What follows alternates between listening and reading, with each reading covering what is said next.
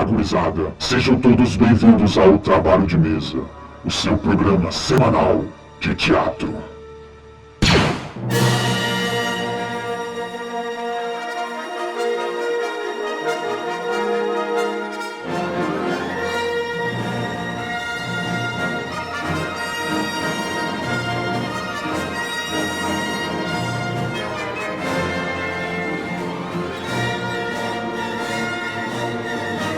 Então tá, vamos falar de Star Wars. O tema de hoje foi proposto pelo nosso querido amigo Rainen Ken e nós decidimos falar sobre a interpretação dentro de Star Wars. Uma coisa que eu sempre perguntei quando eu assisti a trilogia de Star Wars é: por que, minha gente, esse filme ficou desse tamanho todo, que essa interpretação é tão ruinzinha? Não sei. E esse filme virou uma coisa extraordinária. Até que chegou o dia em que nós discutimos a possibilidade de fazer este vídeo. A gente vai abordar aqui, então, a perspectiva da interpretação. A gente não vai falar da história e tal. Falar de Star Wars é muito difícil. Eu esqueci de falar, o tema de hoje foi proposto pelo Sr. Rainen. You have failed me for the last time.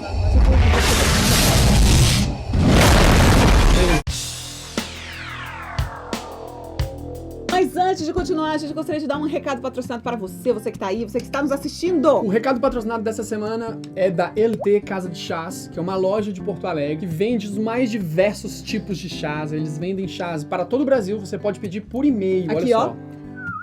Entrega, chega na sua casa, ó, fofinho. O pessoal da LT, eles são muito cuidadosos. Então, se você já pediu, você já sabe como é que é o carinho que eles têm quando eles enviam. Porque é uma caixinha bonitinha, manda recadinho. Nossa, é fantástico. Eles têm tipos de chás que são todos importados da China e da Alemanha. E são chás de altíssima qualidade. Não é esse negócio de saquinho que a gente tá acostumado, não. É chá de verdade bom mesmo. E se você tá em Porto Alegre e tem esse privilégio de poder ir pessoalmente à lojinha da LT Casa de Chás, vá, compareça, é muito maravilhoso. A gente tem uma possibilidade maravilhosa de levar o seu pet para beber água. Eu sempre falo do pet para beber água, porque é uma coisa que me emociona. É, emociona, mas é fofinho me emociona mesmo. porque eu tenho 9 cachorros. Eu fico pensando, eu na LT Casa de Chás com meus 9 Mas cachorros. seus cachorros não iam na LT, não, porque seus cachorros são gigantes, cara. Mas eu e a loja é bonitinho. nenezita. Mas não aí dá pra eu chegar levava, com 9 eu filas. levava as tigelinhas e eles davam água. É, tem que ser aqueles Não é? galão de 2 litros. Se você não conhece e quer ver um pouco das imagens, eles têm um site, eles têm página no Facebook e tem página no Instagram. Vale a pena conferir. Então fica a dica, LT Casa de Chás pra vocês. Pela nossa perspectiva histórica, a gente sabe que existe uma escola ou uma linha de pesquisa teatral que aparentemente nasceu em 1800 lá vai dinossauro, que é uma linha chamada realista ou naturalista. Essa linha de interpretação, ela mudou completamente tudo que se pensa de interpretação. Você pode realmente separar a interpretação cênica, a esfera pré-realismo e a esfera pós-realismo. Antes do realismo, realmente todas as interpretações visavam muito menos a figura da realidade em cena. O realismo se caracteriza por um período em que a fé da verdade que a plateia tinha que ter, que o que ela está vendo realmente está acontecendo, era muito próxima da realidade de verdade. O ator tinha que tomar café, então eles faziam um café de verdade, quentinho de verdade, para o ator em cena tomar um café quente de verdade. Exatamente. Fazer... A gente já falou um pouco sobre esse assunto. Aliás, Sim. A gente fez um vídeo muito bom sobre o contexto do realismo e o contexto social da interpretação, que tá neste link aqui, você pode clicar. Lá você vai ter todos os aspectos desse sistema. A gente não vai se ater a falar disso, mas é muito importante você entender que o realismo modificou não só a interpretação no teatro, mas principalmente, praticamente, inventou a interpretação do cinema. Então nós apresentamos.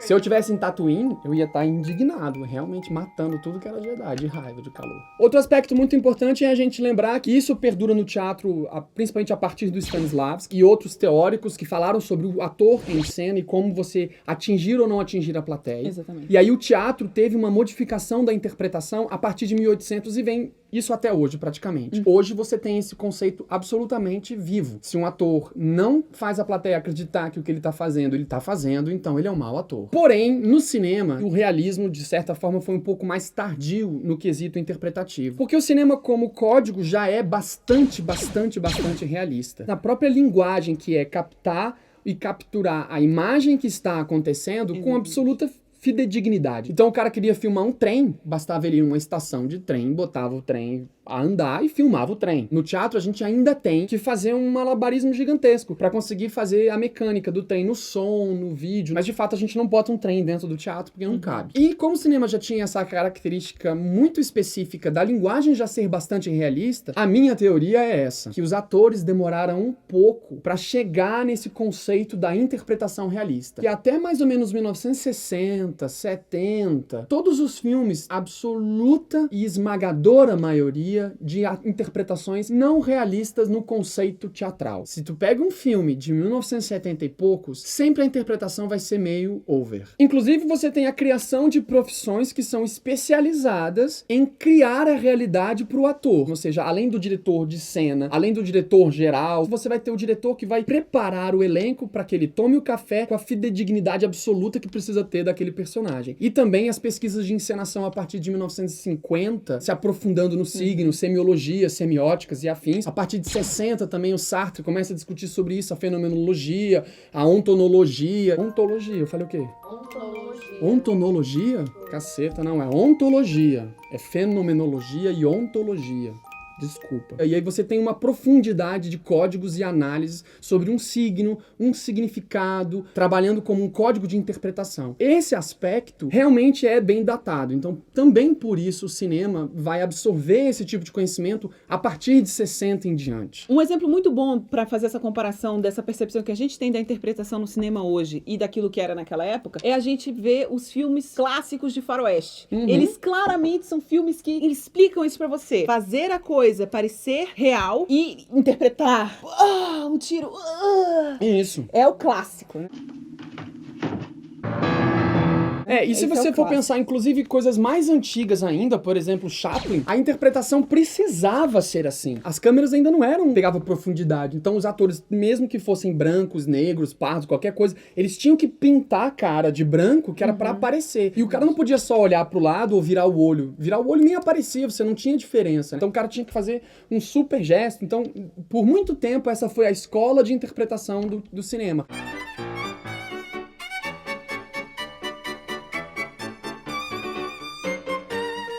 Se você pegar listas dos principais e mais clássicos filmes, você vai ver que as interpretações sempre são meio exageradas. Pra gente hoje, né? Sempre Claro. lembrar isso, assim, fazer essa comparação da nossa percepção hoje com esse distanciamento de um hábito que a gente já tem de ver, né, os filmes de hoje em dia. Só que isso não quer dizer que a gente possa ficar, então, passando a mão na cabeça de gente que interpreta mal. Não. Porque tem gente que interpreta mal mesmo. Em parte, as interpretações já não eram desse jeito bom. E quando elas eram boas, elas eram feitas por pessoas que às vezes não eram profissionais. Vê o caso do Chaplin mesmo. As meninas, as mulheres do Chaplin são sempre muito ruins. Elas nunca eram atrizes. Elas eram as meninas que o Chaplin tava namorando na época que ele quis fazer aquele filme. Como, às vezes, motivo de barganha pra poder levar alguém mais pra cama ou não. Não posso falar mal do Chaplin.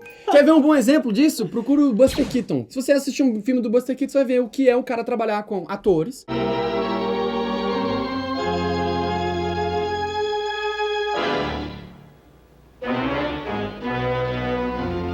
Embora a interpretação ainda tenha que ser exagerada e over pra poder capturar a imagem. E na década de 70, quando Star Wars foi feito, por um contexto social e político nos Estados Unidos, você tinha um pessimismo muito grande, era o final daquela coisa da Guerra do Vietnã. A própria indústria falou, não, vamos chamar uma gurizada aí, tem uma galera ali.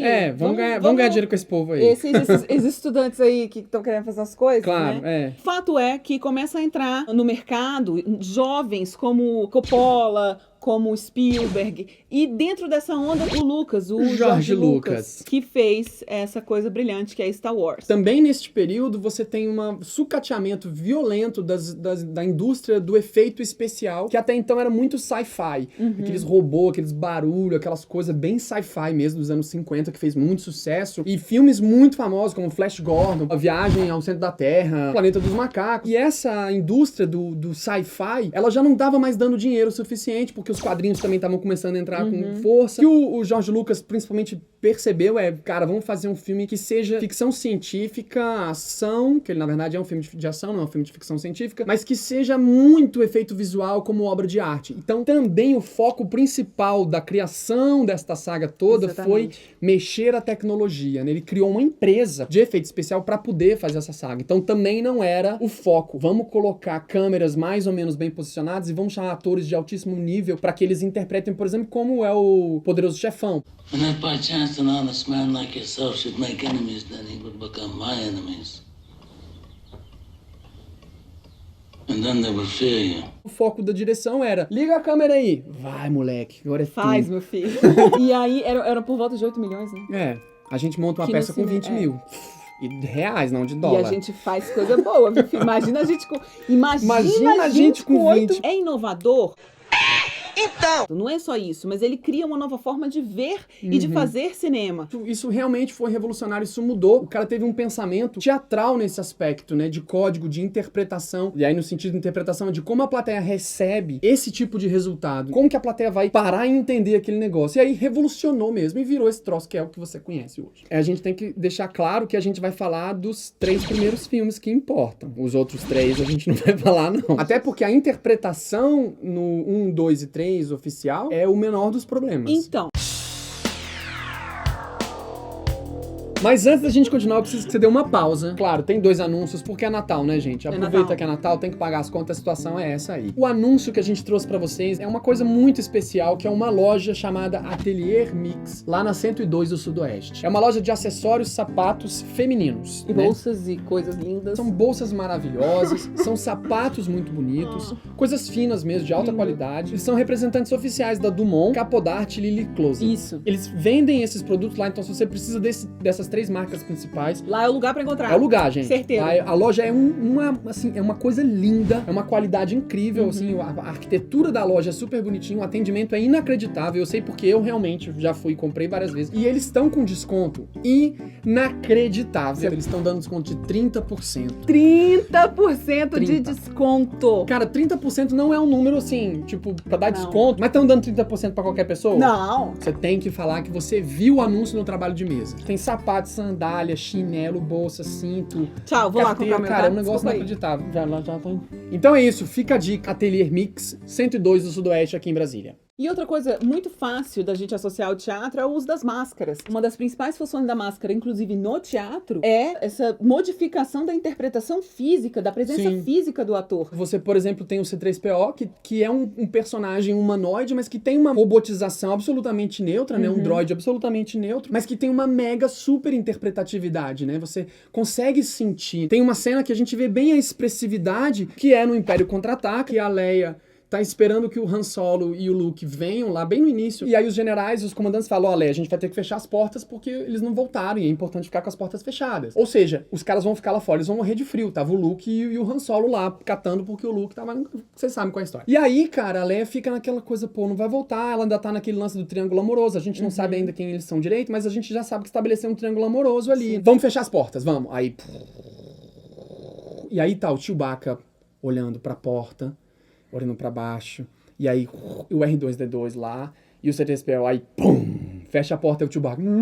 Mas você sente muito mais quando o C3PO vai falar pra Leia. E aí ela fica desolada, assim, um pouco menos interpretada que ele, ou seja, é a atriz que tá lá, Sem e o outro máscara. é uma lata. O outro é uma lata de máscara. E você sente, cara, que ele tá cheio de dedos, você sente que ele tá assim... É um momento de interpretação fantástica que é feito por um ator que tá dentro de uma lata com uma máscara neutra. E ali você também vê o que é um quase ruim trabalho de atriz, porque era o momento dela, de repente, dar um plus Muito mais ali, forte. dar uma coisa... Não, Chewbacca exatamente, tipo, assim. muito mais... Ali realmente faltou um pouco de atriz mesmo pra colocar um personagem, pra gente ter credibilidade no casal. Exatamente. Pra gente, tipo, se importar também com eles, né? Mas, de fato, o Oscar tem que ir pro C3PO, porque em todas as cenas que ele aparece, elas são muito boas. Aí a melhor interpretação de todo o filme é dele. E é um né? excelente exemplo do uso da máscara. É, neutra, né? impressionante. E, claro, o Darth Vader também merece um destaque absoluto, porque é um personagem que tá sempre fechado, você não vê o rosto dele, a não ser no final do último filme.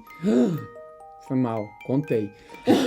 Você não vê o rosto dele nunca, e no entanto você vê várias cenas de interpretação e que você consegue ver o rosto do cara. I hope so, Commander, for your sake. Ele é totalmente vinculado a esse lado sombrio, o lado dark, que as pessoas muito erroneamente continuam falando o lado negro da força, o lado negro. Uma tradução melhor seria o lado sombrio, porque é realmente o lado que falta luz. E a palavra negro no Brasil significa um monte de outras coisas além do que a cor escura. O lado sem luz, o lado obscuro, seria muito... Obscuro seria muito mais legal. Como ele tá totalmente envolvido, ele tem que estar todo de preto, então ele tá a máscara toda de preto. Eu não consigo enxergar como uma máscara neutra, né? Ele é totalmente expressivo, né? Ela é uma máscara totalmente tipo de Arlequim. Ela fala o que veio. Você bate o olho e já sabe, o cara é mal. O desenho dela é inspirado pra gerar a ideia de mal coletivamente. E esconder o rosto totalmente é uma coisa estranha, claro, maligna óbvio. também. Não ter olho é uma coisa muito importante, fica inacessível ao olho. Por exemplo, o Matrix faz essa referência quando os agentes, eles estão sempre de óculos. Eu tava falando disso agora, vou falar Não, disso. então, aqui. vamos falar disso aqui Tá. agora. Um outro exemplo muito importante também, que é sobre esse aspecto da máscara, principalmente com o Vader, na cena em que ele tá indo na ponte, levando o pai, aí já no Retorno de Jedi, o Luke fala pra ele, né, pai, vamos comigo,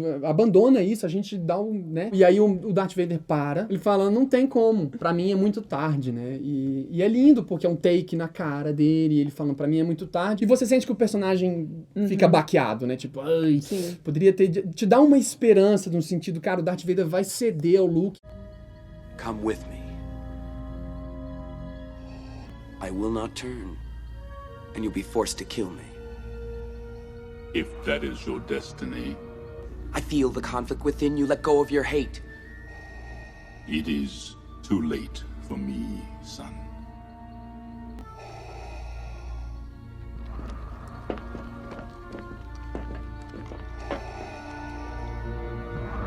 Outro exemplo maravilhoso também é aquele momento final em que o Imperador tá... Sim, ali é ótimo.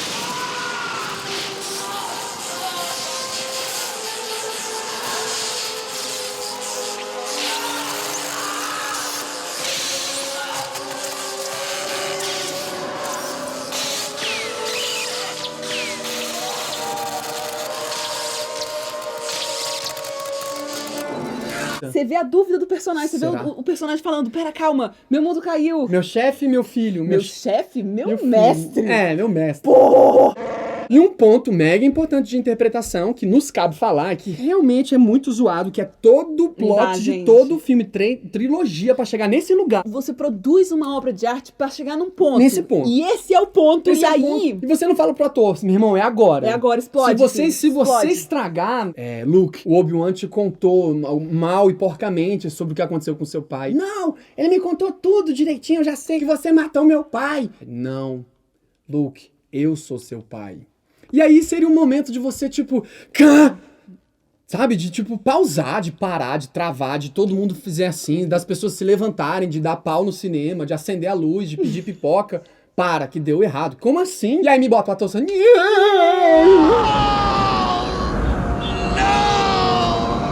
Não, foi ruim. Ali é bem ruim. Muito E o problema não é só que é ruim ali, cara. O problema é que aquilo é muito importante, não podia ser ruim. Porque você entende que é o plot final da parada? Eu não sei o que é. Se o ator que não dava conta, se o cara falou, já estamos cansados dessa história, termina logo essa bagaça. No terceiro filme, os atores já estão maduros. Mas se você for pensar em termos da saga, este é um ponto muito importante. Crucial. Por mais que essa seja uma cena do segundo filme e que ela não seja a cena final, ela é o plot que vai fazer toda a história fazer sentido. Acontece. E aí você tem um ator interpretando uma cena que é horrorosa. Outra cena muito ruim também que a gente queria destacar. Não foi vamos falar dessa cena, não. pior do que um menino que interpretou a trilogia moderna. Planeta, O planeta explodindo. atriz, Dona Leia olhando. E a Futura dona rainha do planeta. da parada olhando pro meu povo. Vou explodir seu planeta se você não me disser onde é que tá um negócio. Não vou falar nada. Não. Ah, não, então aperta o play, filão. nossa, Maldade. como você é malvado. Ruim, cara. Muito ruim. Passando mal. Engasga. É. Não. Ou então faz um take dela de costas só abaixando a cabeça, porra. Do or do not. There is no try. A obra de arte é isso, né? Ela traz uma série de camadas, uma série de coisas que a gente tem que analisar de uma forma complexa mesmo. Então não dá pra dizer que Star Wars é um sucesso com uma interpretação que é um fracasso, porque não é. Porque não é, até Não porque é. tem o Darth Vader Tem lá, né?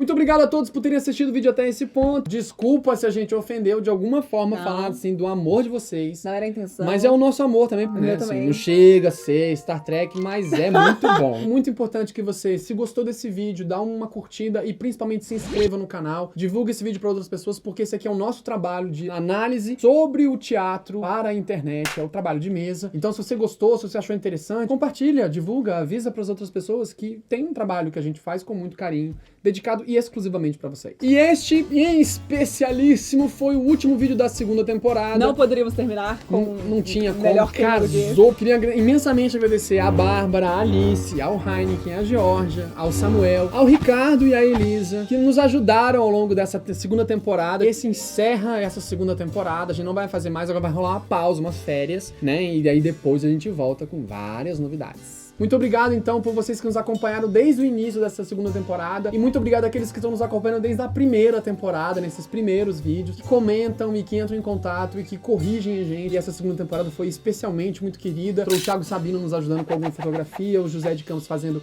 a parte gráfica, o Humberto nos ajudou e os convidados, né, que vieram participar, o Hugo Leonardo, a Ana Flávia Garcia, que, nossa, foi muito maravilhoso poder contar com vocês. Todo mundo que de alguma forma de fora fala também, entra em contato, valeu mesmo. A gente tá encerrando a segunda temporada com muita alegria e muitos amigos. Obrigado, um beijo no coração.